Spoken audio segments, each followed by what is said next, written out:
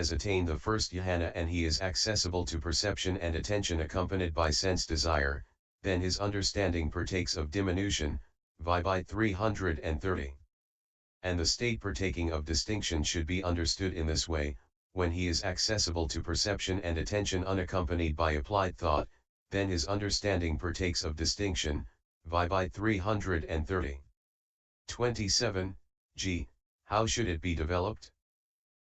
A development. In brief, the method of developing the kind of concentration associated with the noble paths mentioned, 7, under that of two kinds as mundane and supramundane, etc., is included in the method of developing understanding, chxxii, for in developing path understanding that is developed too. So we shall say nothing separately here about how that is to be developed. 28. But mundane concentration should be developed by one who has taken his stand on virtue that is quite purified in the way already stated. He should sever any of the 10 impediments that he may have. He should then approach the good friend, the giver of a meditation subject, and he should apprehend from among the 40 meditation subjects one that suits his own temperament. After that he should avoid a monastery unfavorable to the development of concentration and go to live in one that is favorable. Then he should sever the lesser impediments and not overlook any of the directions for development. This is in brief. B. Development in detail. 29. The detail is this: the 10 impediments. Firstly, it was said above, he should sever any of the 10 impediments that he may have. 90. Now, the 10 impediments are a dwelling, family, and gain, a class, and building too as 5th, and travel, kin, affliction, books, and supernormal powers, 10. Herein, the dwelling itself is the impediment due to the dwelling. So too with the family and so on. 31. Herein, a single inner room or a single hut or a whole monastery for the community is called a dwelling. This is not an impediment for everyone. It is an impediment only for anyone whose mind is exercised about the building, etc. that goes on there, or who has many belongings stored there, or whose mind is caught up by some business connected with it. For any other it is not an impediment. 31. Here is a relevant story. 2 clansmen left Anuradhapura, it seems, and eventually went forth at the Thuparama. 8. One of them made himself familiar with the 2 codes 9, and when he had acquired 5 years seniority, he took part in the Pavaro 10 and then left for the place called Pasanakayadaraji. 11. The other stayed on where he was.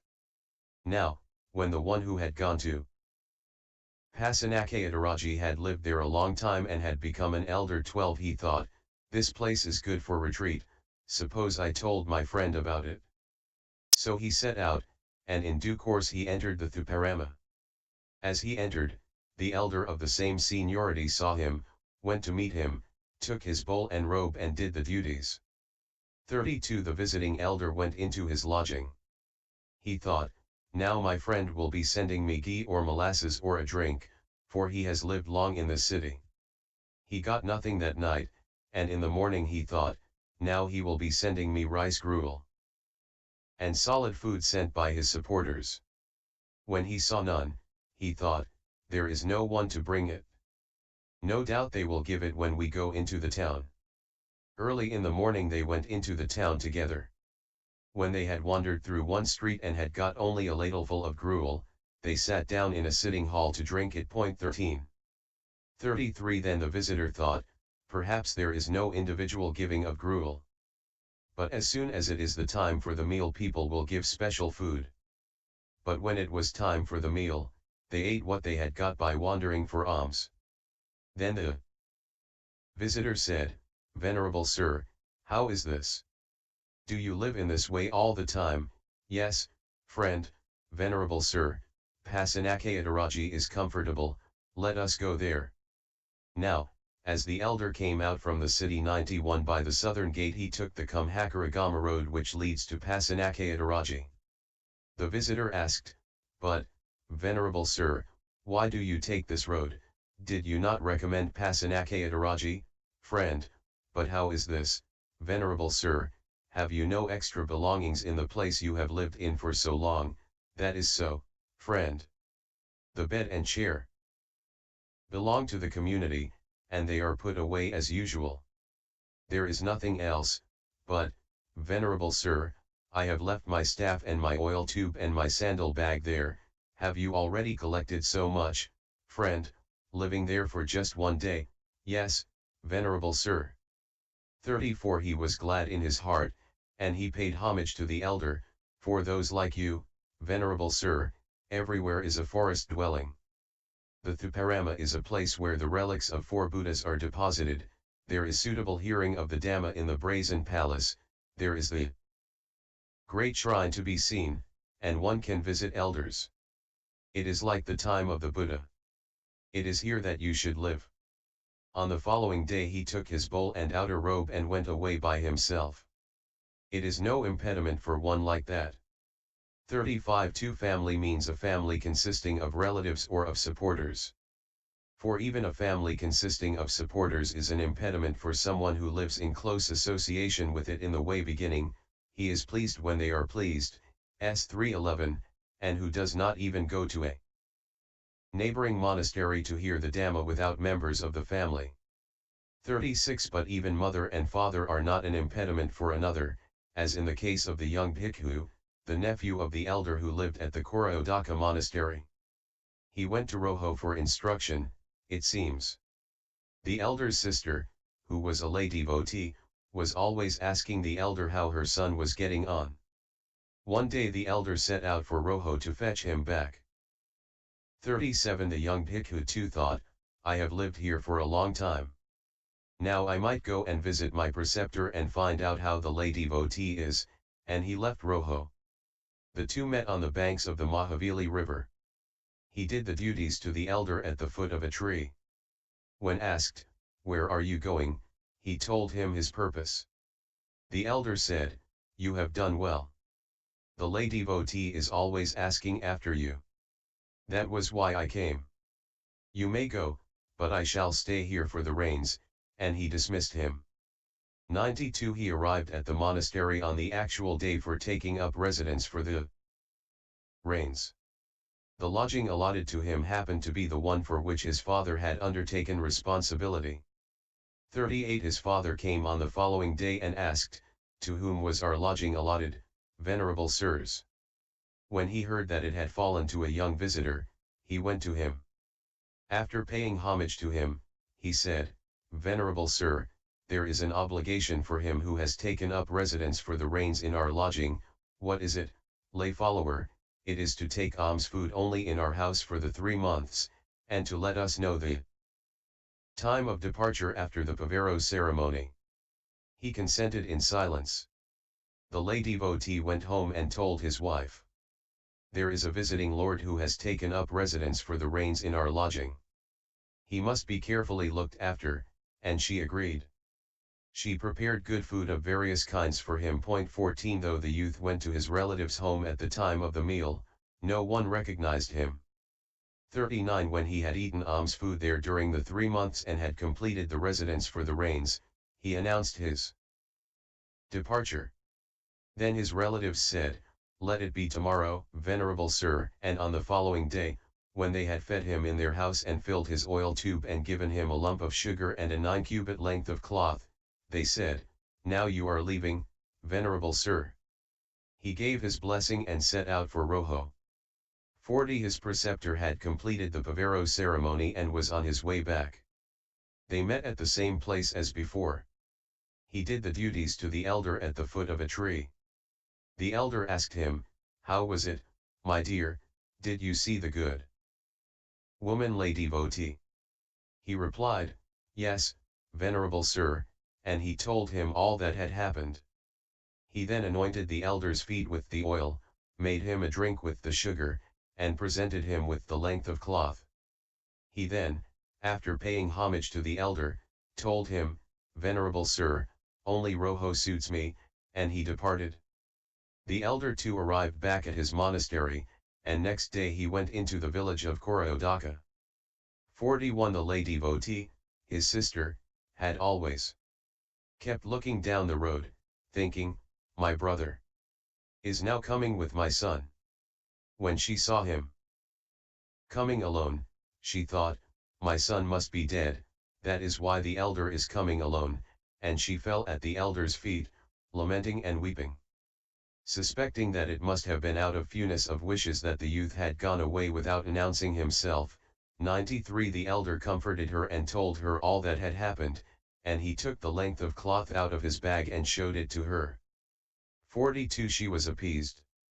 She prostrated herself in the direction taken by her son, and she said, surely the Blessed One taught the way of the Rathavinìta, the way of the Nalaka, the way of the Tuvaþaka, and the way of the great noble one's heritages. 15 Showing contentment with the four requisites and delight in development, making a Bhikkhu such as my son a body witness. So, although for 3 months he ate in the house of the mother who bore him, yet he never said, I am your son, you are my mother. Oh, admirable man! Even mother and father are no impediment for one such as him, so how much less any other family that supports him. 43.3. Gain is the four requisites. How are they an impediment? Wherever a meritorious Bhikkhu goes, people give him a large supply of requisites. With giving blessings to them and teaching them the Dhamma, he gets no chance to do the ascetic's duties. From sunrise till the first watch of the night he never breaks his association with people. Again, even at dawn, alms-food eaters fond of opulence come and say, Venerable Sir, such and such a man lay follower, woman lay follower, friend's daughter, wants to see you, and being ready to go, he replies, take the bowl and robe, friend. So he is always on the alert. Thus these requisites are an impediment for him. He should leave his group and wander by himself where he is not known. This is the way his impediment is severed. 44 Four class is a class, group, of students of suttas or students of abhidhamma. If with the group's instruction and questioning he gets no opportunity for the ascetic's duties, then that group is an impediment for him. He should sever that impediment in this way. If those bhikkhus have already acquired the main part and little still remains, he should finish that off and then go to the forest. If they have only acquired little and much still remains, 94 He should, without traveling more than a league, approach another instructor of a class within the radius of a league and say, help those venerable ones with instruction, etc. If he does not find anyone in this way, he should take leave of the class, saying, I have a task to see to, friends, go where it suits you, and he should do his own work. 45.5. Building, kamma, is new building work, navakamma. Since one engaged in this must know about what material has and has not been got by carpenters, etc., and must see about what has and has not been done, it is always an impediment. It should be severed in this way. If little remains, it should be completed. If much remains, it should be handed over to the community or to bhikkhus who are entrusted with the community's affairs. If it is a new building for the community, or if it is for himself, it should be handed over to those whom he entrusts with his own affairs, but if these are not available, he should relinquish it to the community and depart. 46.6. Travel is going on a journey. If someone is expected to give the going forth somewhere else, or if some requisite is obtainable there and he cannot rest content without getting it, that will be an impediment, for even if he goes into the forest to do the ascetic's duties, he will find it hard to get rid of thoughts about the journey. So one in this position should apply himself to the ascetic's duties after he has done the journey and transacted the business. 47.7. Kin in the case of the monastery means teacher, preceptor, co-resident, pupil, those with the same preceptor as oneself, and those with the same teacher as oneself, and in the case of the house it means mother, father, brother, and so on. When they are sick they are an impediment for him. Therefore that impediment should be severed by curing them with nursing. 48. Herein, when the preceptor is sick he must be cared for as long as life lasts if the sickness does not soon depart. Likewise the teacher at the going forth, the teacher at the admission, the co-resident, the pupils to whom one has given the admission and the going forth, and those who have the same preceptor. But the teacher from whom one takes the dependence, the teacher who gives one instruction, the pupil to whom one has given the dependence, the pupil to whom one is giving instruction, and those who have that same teacher as oneself, should be looked after as long as the dependence or the instruction has not been terminated. If one is able to do so, one should look after them even beyond that period. 49 Mother and father should be treated like the preceptor. If they live within the kingdom and look to their son for help, it should be given. 95. Also if they have no medicine, he should give them his own. If he has none, he should go in search of it as alms and give that. But in the case of brothers or sisters, one should only give them what is theirs. If they have none, then one should give one's own temporarily and later get it back, but one should not complain if one does not get it back. It is not allowed either to make medicine for or to give it to a sister's husband who is not related by blood, but one can give it to one's sister saying, "Give it to your husband." The same applies to one's brother's wife. But it is allowed to make it for their children since they are blood relatives. 58. Affliction is any kind of illness. It is an impediment when it is actually afflicting, therefore it should be severed by treatment with medicine. But if it is not cured after taking medicine for a few days, then the ascetic's duties should be done after apostrophizing one's person in this way: "I am not your slave, or your hireling. I have come to suffering through maintaining you through the beginningless round of rebirths." 51.9. Books means responsibility for the scriptures. That is an impediment only for one who is constantly busy with recitations, etc., but not for others. Here are relevant stories.